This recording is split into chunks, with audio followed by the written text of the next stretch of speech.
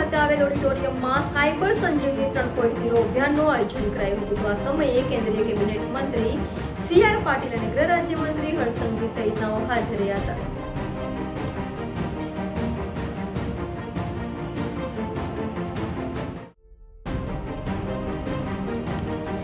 Surat police અને cyber crime cell દ્વારા અડાજણ ખાતે આવેલ સંજીવ કુમાર ઓડિટોરિયમ હોલ ખાતે સાયબર સંજીવની 3.0 અભિયાનનું આયોજન કરાયું હતું, જેમાં કેન્દ્રીય કેબિનેટ જળશક્તિ મંત્રી CR પાટીલ અને ગુજરાત રાજ્યના ગૃહ રાજ્યમંત્રી હર્ષ સંઘવી સહિતના અધિકારીઓ ઉપસ્થિત રહ્યા હતા.